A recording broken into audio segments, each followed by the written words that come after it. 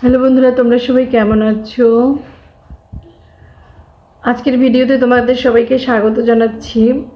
আজকে আসলে তোমাদের সাথে আমি একটা প্রবলেম নিয়ে আলোচনা করতে চাচ্ছি, যেটা রিসেন্টলি আমার সাথে ঘটে গিয়েছে। তোমরা এতক্ষণে থাম্বনেল দেখেই বুঝতে পেরেছো যে আমি কি নিয়ে আলোচনা করতে চাচ্ছি। লাইভ স্ট্রিম বন্ধ হয়ে যাওয়া নিয়ে। হ্যাঁ, তোমরা ঠিকই বুঝতে পেরেছো, আমার লাইভ স্ট্রিমটা বন্ধ করে দিয়েছে ইউটিউব। এটা হয়েছে জানুয়ারি মাসের 16 তারিখে। আমি লাস্ট লাইভ করতে গিয়ে আমার লাইভ স্ট্রিমটা হঠাৎ বন্ধ হয়ে যায়।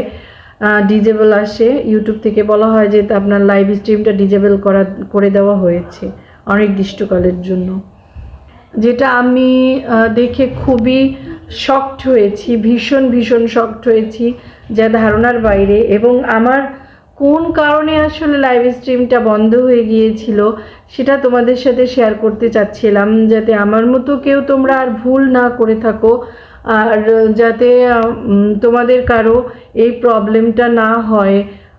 এটা তো আসলে অনেক বড় একটা ক্ষতি, যার কারণে মানে আমার আসলে লাইভের কারণে আমার অনেক ভিউজ বেড়েছিল।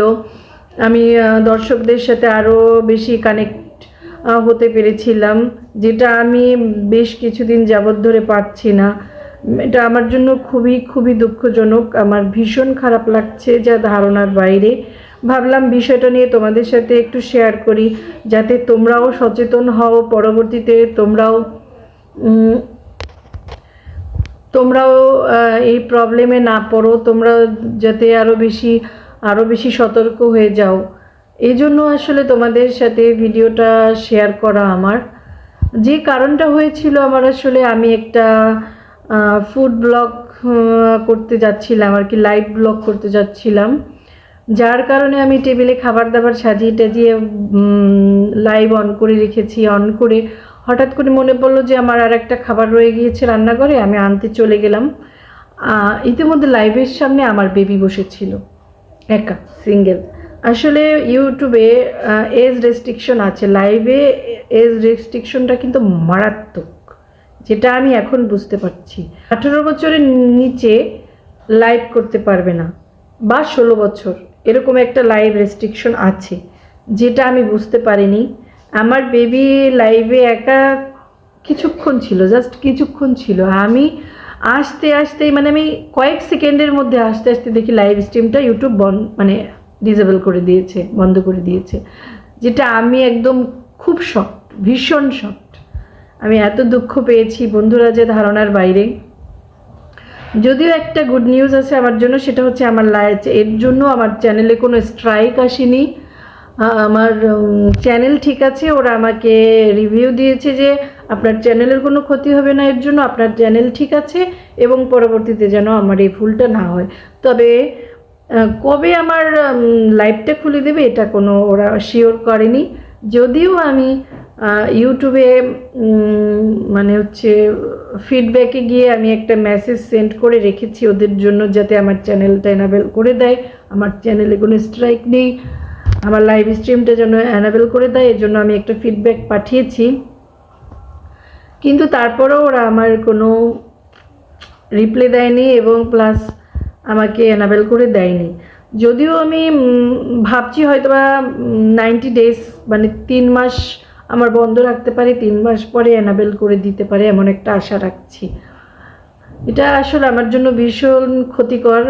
আর আসলে 90 ডেজ পরে এনাবেল করে দিবি কিনা এটাও আমার জানা নেই। যদি কারো জানা থাকে প্লিজ আমাকে একটু কমেন্টস জানাবেন যে কবে খুলে দিতে পারে। আর যারা বেবি নিয়ে ভিডিও করো, বেবির আশেপাশে থাকে, লাইভ করার সময় অবশ্যই সাবধানে থাকবে। কোনো কারণে তোমার সাথে থাকতে পারবে, তাতে কোনো সমস্যা হবে না, কিন্তু কখনো বাচ্চাকে একা রেখে তুমি আশেপাশে লাইভ চলাকালীন কোথাও যাবে না, তাহলে কিন্তু আমার মতো তোমার কপাল পুড়বে। বুঝতে পেরেছো বন্ধুরা? আমার যে ক্ষতি হয়েছে সে ক্ষতিটা আর কারো না হোক। আর সবাই আমার জন্য দোয়া করো, প্রার্থনা করো যেন আমার লাইভ স্ট্রিমটা অন করে দেয়। এটা আসলে চ্যানেল গ্রো করার জন্য অনেকটা উপকারী, যেটার জন্য আমি ভুক্তভোগী। এই ছিল তোমাদের সাথে শেয়ার করা। বুঝতে পেরেছো বন্ধুরা? তোমরা অবশ্যই সতর্ক থাকবে। এজ রেস্ট্রিকশনটা কিন্তু ইউটিউবের গাইডলাইন না মানলে কিন্তু পদে পদে প্রবলেম। ইউটিউবের প্রত্যেকটা গাইডলাইন মেনে তোমরা অবশ্যই ভিডিও করবে, তাহলে অবশ্যই সাকসেস পাবে।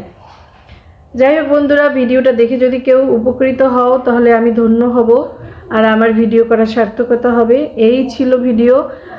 অবশ্যই ভালো লাগলে লাইক কমেন্ট শেয়ার করো, সাবস্ক্রাইব করো, আমার পাশে থেকো। তোমরা পাশে থাকলেই আমার ভিডিওটা, আমার চ্যানেলটা গ্রো করবে, সামনের দিকে আমি এগিয়ে যাওয়ার অনুপ্রেরণা পাবো।